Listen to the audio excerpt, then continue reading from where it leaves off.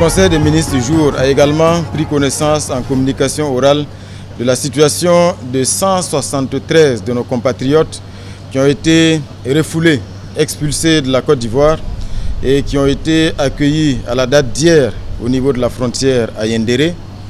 Ce qu'il faut donner comme précision, c'est que ces 173 Burkinabés sont constitués en grande majorité de femmes et d'enfants issus d'une seule et même communauté. Et bien sûr que leur expulsion s'est faite au mépris des règles élémentaires en matière humanitaire. Le chef de l'État a donné des instructions pour qu'une mission gouvernementale puisse immédiatement se déporter sur le terrain au niveau donc de Yendéré pour non seulement faire le point de la situation et surtout s'assurer que toutes les dispositions idoines sont prises pour assurer donc un accueil digne et décent de nos compatriotes et que bien sûr toutes les mesures sont prises pour que l'assistance nécessaire puisse leur être apportée.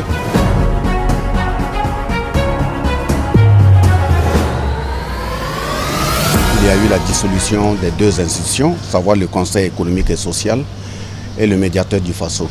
Au niveau du Conseil économique et social, le personnel qui y officiait était pratiquement tous de la fonction publique.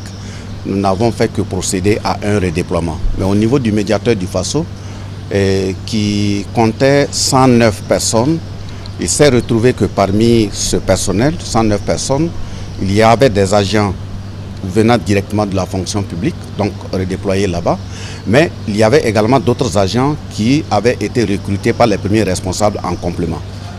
Je pourrais me permettre le terme de dire que malheureusement le recrutement n'a pas suivi les normes des textes qui régissent la vie des fonctionnaires au niveau de la fonction publique. Ça veut dire que c'est la loi 028 qui porte Code du travail dans notre pays qui a été mise en application dans l'octroi de ces contrats avec ces types d'agents. Nous avons procédé donc à une analyse de comment il faut gérer ce passif social au niveau du personnel pour ne pas créer une crise. Donc la première étape a consisté à redéployer systématiquement tous ceux qui étaient des agents de la fonction publique qui y avaient été affectés. La deuxième catégorie, ce sont ceux qui possédaient des contrats à durée déterminée. La majeure partie de ce type de personnel, leur contrat à durée déterminée prenait fin au mois de juin. Donc il restait une seule personne parmi eux dont son contrat doit prendre fin le 31 décembre 2025. La troisième catégorie de personnes, ce sont ceux qui avaient obtenu un contrat à durée indéterminée. Et parmi ce groupe également, il y avait des retraités, ça veut dire des agents qui étaient retraités. Je pense que ça doit être des agents de sécurité, de 7 gendarmes qui étaient retraités, mais avec eux, l'institution les avait réengagés sur la base de contrats à durée indéterminée. Sur la base de l'analyse des textes qui régissent le monde du travail, eux également, ils ont été libérés. Donc il nous reste en gros 35 personnes. Et parmi les 35 personnes, il y a 34 qui ont des contrats à durée indéterminée et un seul chauffeur qui a un contrat à durée déterminée qui prendra fin en décembre 2025. Maintenant, le Conseil des ministres a donné l'autorisation de gérer ce passif, pas en les intégrant en tant qu'agents de la fonction publique conformément au texte, mais en les redéployant au niveau du ministère de la fonction publique qui pourra les mettre à la disposition de toute institution qui viendrait à poser une préoccupation en besoin de personnel. Parce que la composition du personnel, elle est très diverse. Il y a des journalistes, il y a des juristes, il y a des secrétaires, il y a des chauffeurs.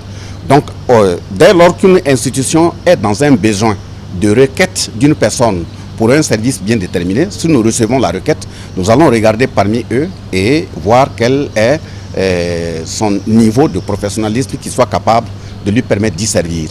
Et en dernière position, étant donné que c'est un type de personnel particulier, en ce qui concerne leur masse salariale, elle sera tout simplement reversée de façon mensuelle ou annuelle au niveau du ministère de la fonction publique.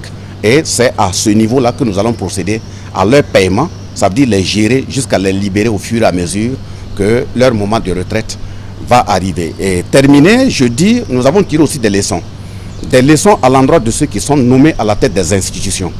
Une institution qui agit au nom de l'État doit suivre exactement les règlements les lois, les décrets qui doivent permettre à l'institution de fonctionner pour ne pas laisser des passifs qui sont difficiles à gérer. Autrement dit, il n'appartient pas à un premier responsable d'une institution, qui soit-il, de recruter des agents dans l'institution en violant les textes à travers lesquels on devait recruter l'agent pour servir l'État. Parce que le premier responsable, il peut partir à tout moment.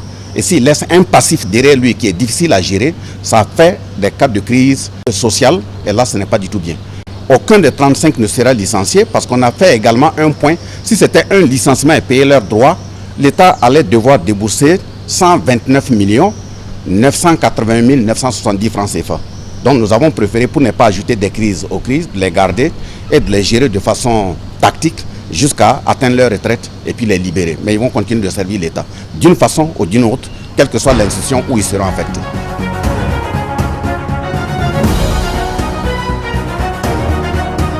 Au titre du ministère de l'Énergie, des Mines et des Carrières, le Conseil a examiné un rapport relatif à la situation de l'électrification dans les zones rurales.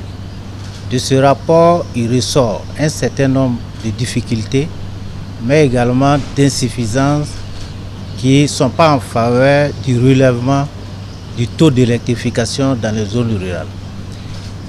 Parmi ces difficultés, il a noté l'inorganisation de certaines localités qui sont sous la gestion des coopératives d'électricité. Il est également noté que certaines localités qui sont sous la gestion des coopératives n'arrivent pas à mettre en œuvre des plans d'extension.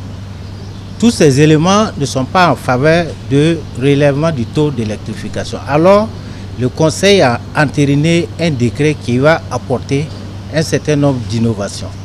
Parmi ces innovations, il y a que le territoire sera désormais découpé en zones administratives qui va coïncider avec les régions administratives telles qu'on les connaît aujourd'hui.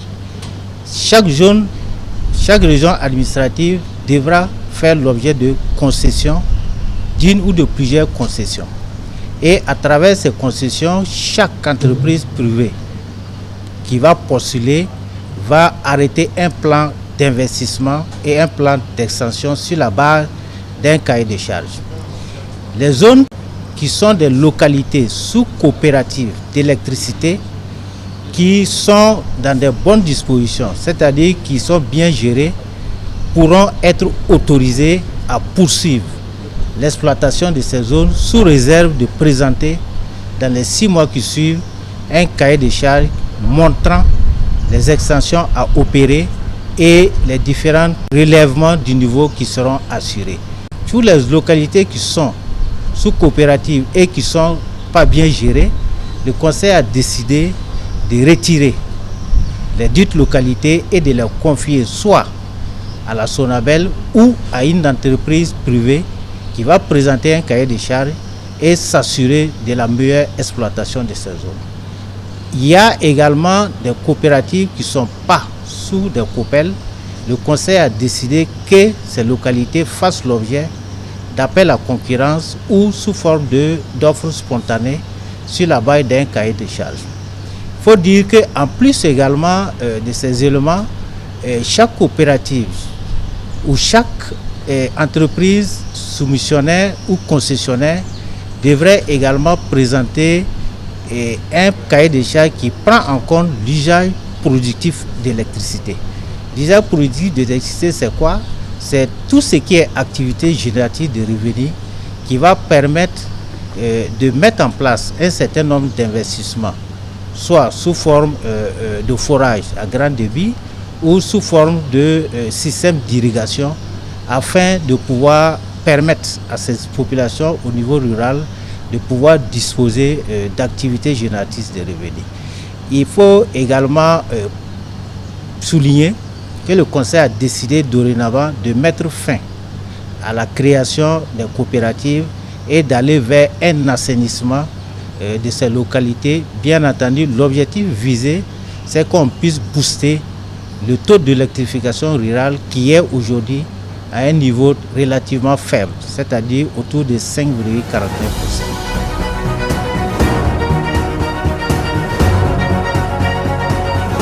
Le Conseil a a examiné et adopté un projet qui porte adoption de pupilles de la nation. De 63 enfants mineurs et orphelins.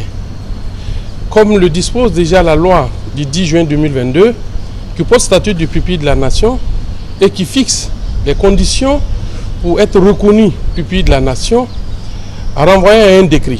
Et le 19 septembre 2023, effectivement, le décret également a été pris qui fixe les conditions et la procédure pour être reconnu pupille de la nation. Il s'agit essentiellement des enfants mineurs et orphelins des forces de défense et de sécurité qui sont tombés sur les champs de bataille ou qui sont blessés. L'incapacité fait de sorte qu'ils ne peuvent plus faire face à leurs charges familiales. Donc ce matin, ce décret qui a été adopté porte adoption comme pupille de la nation de 63 mineurs orphelins.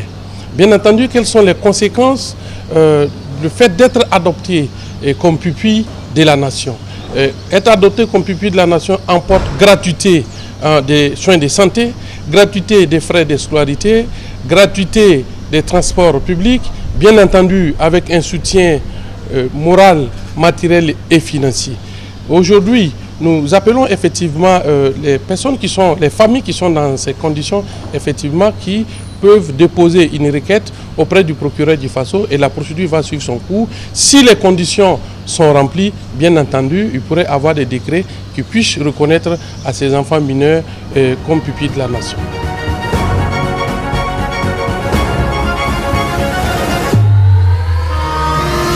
Le Conseil de ce jour a examiné et adopté un avant-projet de loi portant Code des douanes.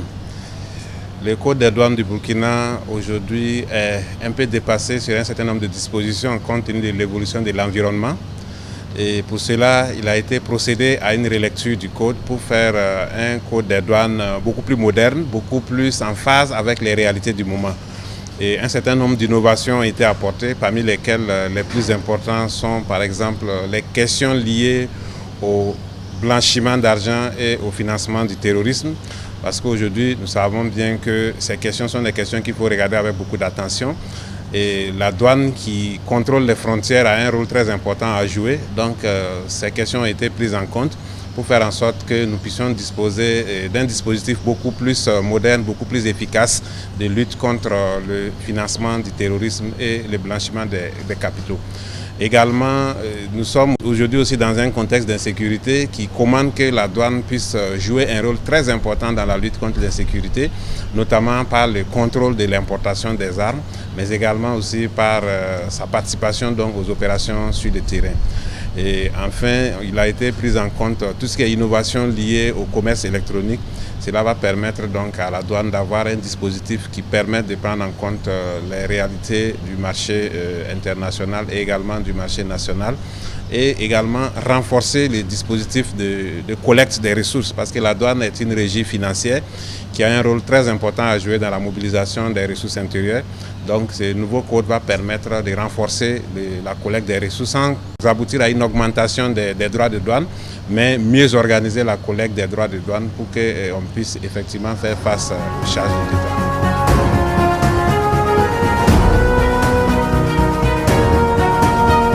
Le Conseil des ministres du jour a adopté au titre du ministère en charge de l'urbanisme un décret portant réglementation des servitudes inondables des canaux d'évacuation des eaux de pluie dans la ville de Ouagadougou. Et il s'agit d'un décret qui porte révision d'un décret existant. Et pour mémoire, lors de l'inondation du 1er septembre 2009, il a été pris un décret qui réglemente en tout cas les servitudes des canaux d'évacuation des eaux. Et il se trouve que dans l'application, un certain nombre de difficultés ont été relevées et aussi du fait que le décret qui avait été pris en 2009 n'avait pas tenu compte d'une étude existante. Alors nous avons conduit une étude au niveau du ministère qui a permis de sérier les différents cas et de pouvoir adresser chaque canal primaire et barrage, en tout cas les servitudes de ces zones inondables. Donc au niveau des barrages, la distance de 100 mètres est toujours retenue avec des adaptations pour les barrages numéro 2 et numéro 3. Et pour les autres canaux, c'est la distance de 25 mètres qui est retenue. Alors un cahier de charge va réglementer en tout cas ces servitudes inondables et une invite est lancée aux uns aux autres, ceux qui occupent actuellement ces zones-là, de pouvoir les libérer parce que c'est de leur propre sécurité. Et des orientations aussi ont été données par le président du Faso pour que des zones, des espaces qui sont contigus à ces servitudes-là, on puisse avoir un plan d'aménagement d'ensemble pour pouvoir en tout cas ériger des immeubles pour pouvoir agrémenter les zones qui bordent ces servitudes inondables-là. Donc ce décret en tout cas permet de prendre en compte les réalités du terrain et permettra en tout cas de pouvoir réglementer ces zones-là, de définir des zones constructibles et des zones inconstructibles.